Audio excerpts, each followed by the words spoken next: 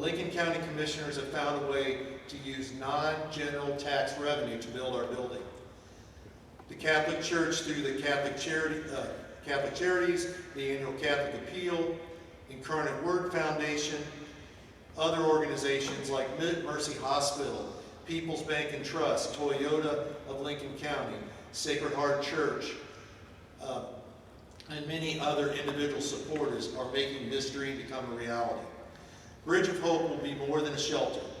It will provide a place for people in need to be connected with services to change their lives. Partners like J&A Care Services and Compass Health will provide the day-to-day ongoing support that each neighbor needs, counseling and case management. Our day program will provide a place to do laundry, take a shower, or use a computer to apply for simple things like a job or a new apartment. By bringing these services, which are so needed, to one location, which is the key, they don't have to look around, most of them don't have a car or any other transportation, they're able to find what they need more quickly. So here's where I get to the meat and potatoes. Homelessness has a cost to every city budget that you have, whether it be the police department, the parks department for cleanup, because they're staying in your parks, they're living in some of your other public areas. You don't know what this cost is, but it's there. Bridge of Hope will not take all this cost away, but it will provide a place for your detectives or your police officers to bring someone in need that they know we will accept them 24 hours a day, provided they don't have something in their background that we can't, because there will be some exceptions. This will not end all the folks on the highway begging for money. It will not do that. But it will provide a place for the people that really want to get to a better place to find the services that they don't know where to get them. Bridge of Hope will be that place. So we're asking the city to consider a financial support of Bridge of Hope. And one way that we've asked the county to look at ongoing support is possibly through the marijuana, a portion of the marijuana tax. So that would be one option. So we're to this point, we've broken ground, our foundation is poured, building is underway.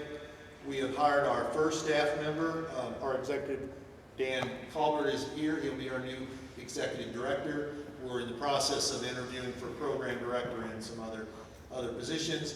We will be in operation hopefully in January to meet the need of our families that need hope and help when the weather gets bad. So thank you for your time.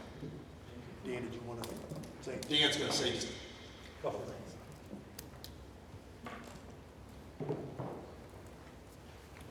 Mr. Mayor and the Board of Aldermen, I just would like to tell you how excited I am about accepting this challenge and the faith that has been placed in me by the board of the Bridge of Hope. I look forward to working with those of you that I know very well, those of you that I don't know so well. I look forward to getting to meet you and to work collaboratively to do great things for the city of Troy, of which I'm very proud of. I grew up right across the street. I wasn't allowed to cross Lincoln Drive. That's how long I've been in Troy. And I'm excited and I look forward to working with this group. Very good. Congratulations on your new position. Thank you. First up, I have Mr. Chris Schieffer, Bridge of Hope and Catholic Charities.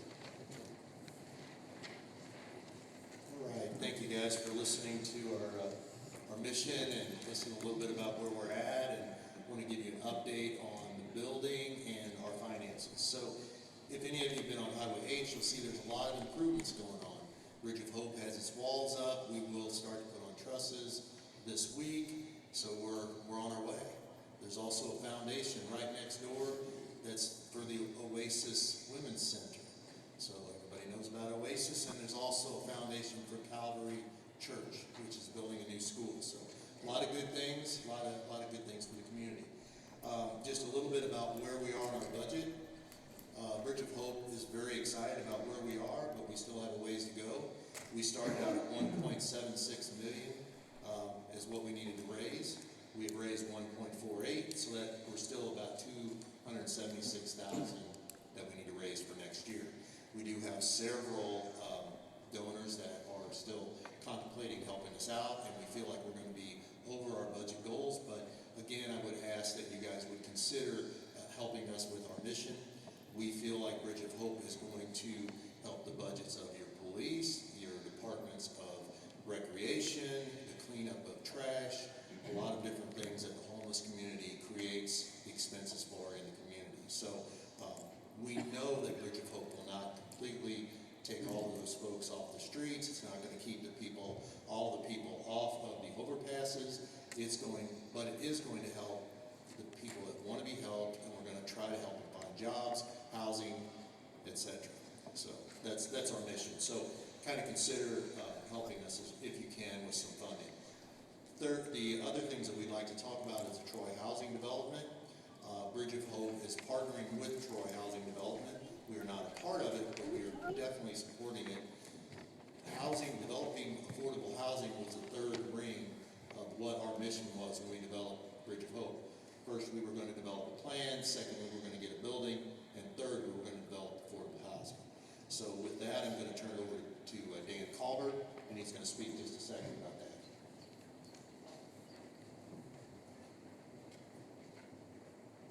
Good evening, and thank you for taking your time to listen to us here as we talk about Bridge of Hope. As Chris mentioned, the next logical step, once we start serving people, the goal is to take them to the next level. And the next level is to be housed independently.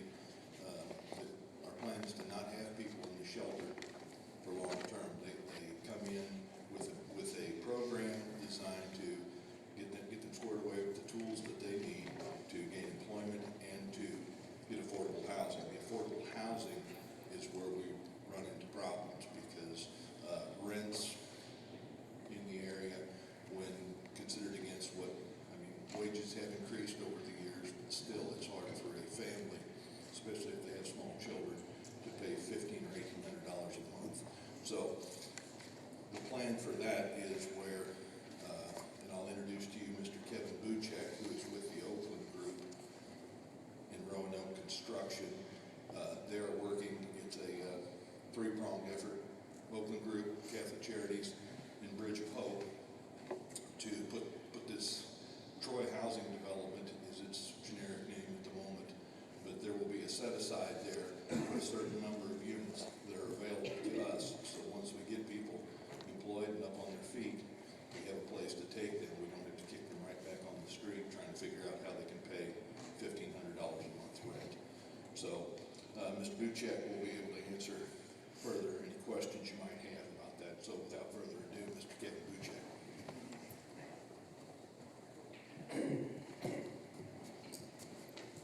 Good evening, folks. I'm Kevin Buchek, as you mentioned, of Oakland Group and Roanoke Construction, and we're one of the partners in the Troy Housing Development. And we're here tonight seeking two things, and I see we have three on the agenda. The third is a letter of support from the council, which we had not requested, but that would be great to supplement our application. The two things we are requesting is a zoning letter, which is not to say that the zoning will be approved. It's just a letter indicating what the process is to rezone the parcel. And the second item is a letter of consistency with your comprehensive land use plan, which I believe our project is, based on my reading of the plan. I know it's an old plan, but it's the only plan we've got. The housing property project that we're proposing is a 60-unit development deal. It's a mixed income development, meaning folks can live there anywhere from 30% area median income all the way up to unrestricted market rate units. However, even our market rate units are lower priced than most other market rate units in the area. And also what's different about our housing is we will have a supportive service coordinator on site 20 hours a week to work with the population, specifically the population from Bridge of Hope, but also we'll be providing services to we'll be providing services to all of our residents. Any questions about these two letters or the development? We do have on the agenda as well tonight a letter of support from the mayor. Yes, So, I saw okay. that as well. That would be great. There'll be three items then. Yeah. So you have a lengthy application process, I suppose. Yes, so what happens is we apply this Friday, the 22nd, with MHDC, that's the Missouri Housing Development Commission, for funding. We've secured some of the financing. We're trying to get the remainder from MHDC. We'll apply this Friday. We'll hear mid-December. If we're successful in that application, then we'll be coming back before this council many times to discuss the planning, the parking, kind of all those things. So it's a long process. It's about a year process after allocation. So if we're awarded, we probably wouldn't be breaking ground on the property until about this time next year, maybe end of next year. Now, these are low-income housing tax credits, is that true? That's correct. That's one of the sources that we're seeking, yes. And how does that work with people that aren't, above or at median income? So what that does is it restricts at least 40% of the units in the property to people at or below 60% of area median income. So those would be folks making between $45,000 and $62,000 per household. Okay. So there's certain segments of it. So certain segments are, we've got some units set aside for people at or below 30% AMI. That's 15% of the units, and then we've got at least 10% of the units set aside for unrestricted, that anybody can live there, regardless of income. And the idea is that folks would move into the development and maybe move up in their economics, but not have to move. Very good. Where was the location of this? We've got an option to purchase the land at 47 West Highway 47, just west of the intersection of Ellis and 47. Actually, it'd be right across from the entrance to the Methodist Church on 47. That's correct. Right now, it's about 10 acres of vacant land there. And how many units?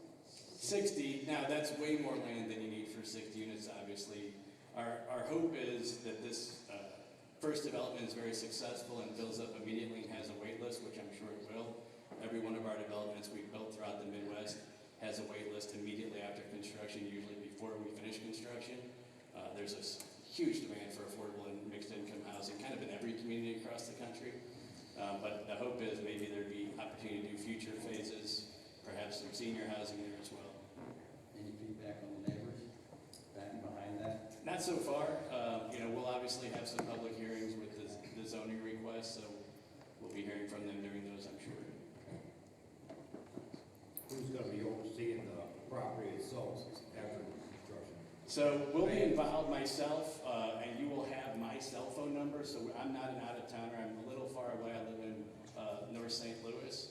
But you'll have my cell phone number, and if there's ever an issue with anybody there, you can call me 24 hours a day, 7 days a week.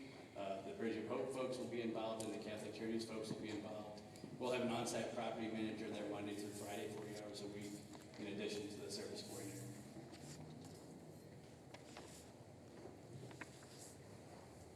What's it zoned now to be? It's R1 single-family residential. And you're wanting to take it to R3 multi? Correct. And that backs up to all of the older houses in that neighborhood, correct? On the left Correct. side of 47. Correct.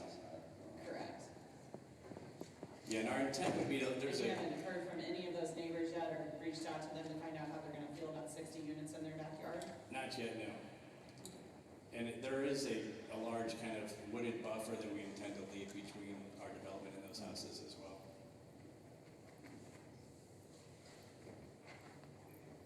I would be concerned if 60 units went in my backyard.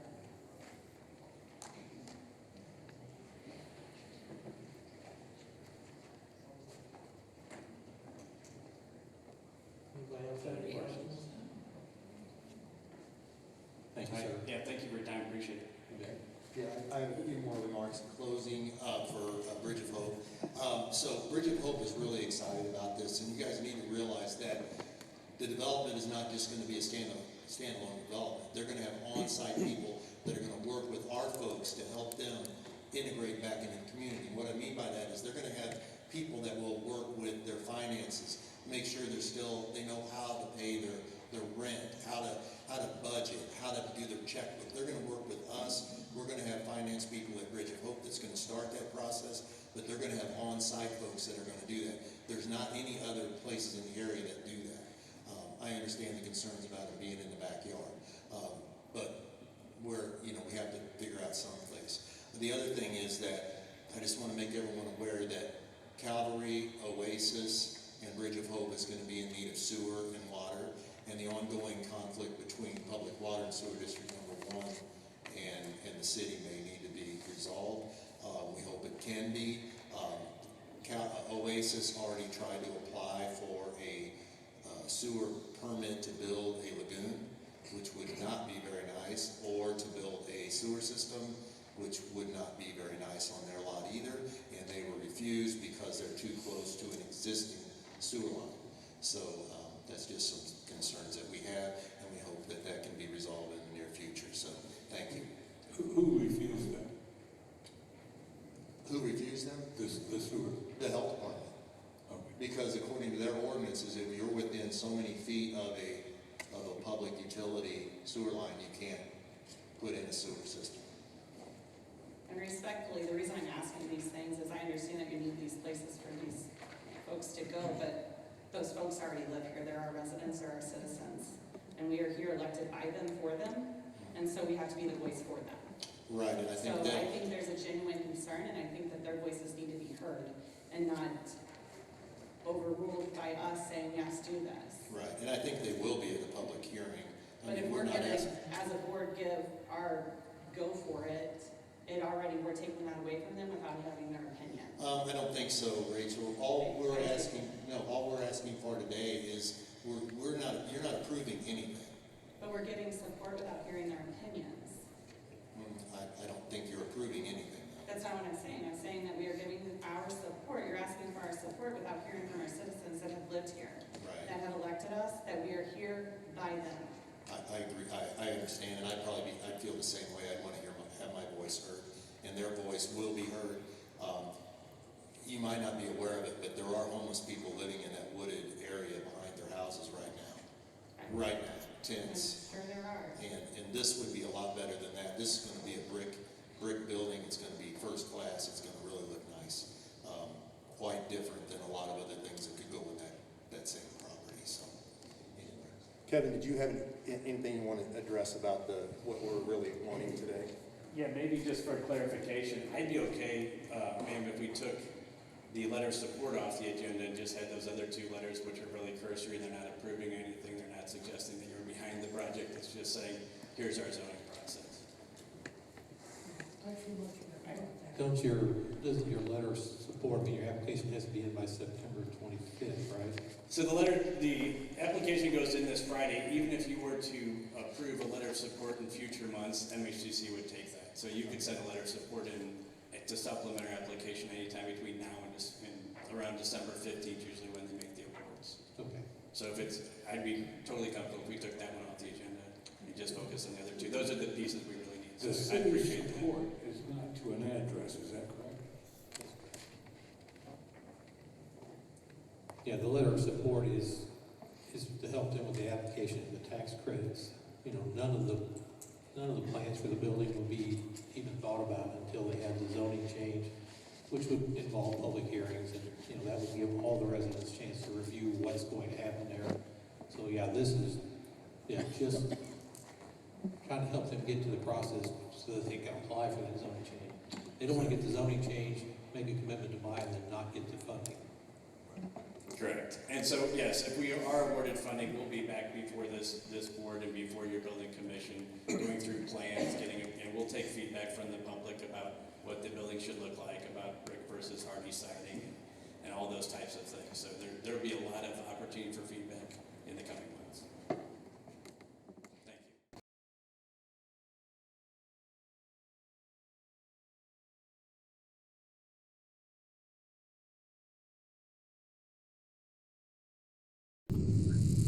The mainstream media has been talking about a surge at the border, but the real story is a massive illegal immigration pipeline run by the Biden administration.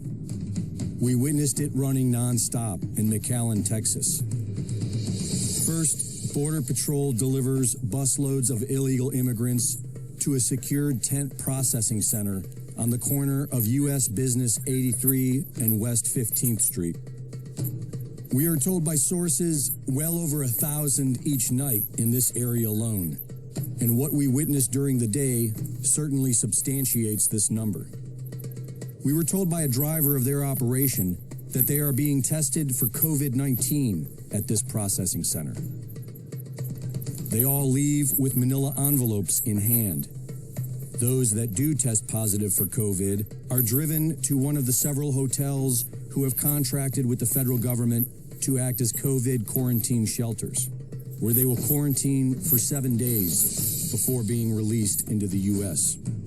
And the rest are either bused or walk down the street to the Humanitarian Respite Center, operated by Catholic Charities of the Rio Grande Valley, where they are brought in through the front door with their manila envelopes inspected. They are housed, given bags of clothing, and are then sent off through the back door to various U.S. cities via bus and airplane. It's a nonstop flowing pipeline. Those that take the bus are led across the street to the bus station, and the rest are given rides to the airport, where they present Border Patrol and TSA with the paperwork inside their manila envelopes and set off to various U.S. cities where they are either meeting up with some other government agency, NGO, or perhaps even Mexican cartels operating within the U.S. It is the biggest illegal immigration smuggling operation in U.S. history, and it is being run by the federal government on behalf of the United Nations to destroy all American liberties and put us under the boot for 1,000 years. For Infowars.com, this is... Hello, everyone, and welcome to The Vortex, where lies and falsehoods are trapped and exposed. I'm Michael Voris. If you need any proof that the money racket machine the U.S. bishops are running is decidedly Marxist and they have no intentions of reforming, just look at what happened recently at Catholic Charities. For the record, Catholic Charities is the bishop-run group that collects enormous sums of taxpayer money to destabilize the southern border of the U.S. by spiriting in illegal aliens by the millions and then shipping them all over the country with your tax dollars. In fact, the anti-American leftist organization is so corrupt in its anti-American activities that it's become the target of a congressional investigation by Republicans in the U.S. House. That's bad. In a letter to Catholic Charities, the congressman said, quote, "We write to express our deep concern with the growing role of non-governmental organizations, NGOs, play in fueling the drastic increase in illegal aliens crossing the southern border. While Americans suffer the consequences of the unprecedented chaos at the border, NGOs continue to profit off of exploiting our immigration laws. Next, Congress, we will continue, that's this one right now, continue to investigate your organization's role in facilitating the border crisis, your potential violations of federal law, bam, and your misuse of taxpayer funds." They didn't say bam, we did. "We're notifying you that Catholic Charities is required to preserve all information related to any expenditures submitted for reimbursement from the federal government related to migrants encountered at the southern border," closed quote. That was not the first letter they had sent to Catholic Charities, taking its cue from how the U.S. bishops sit back like they are completely unaccountable to anyone, not even God.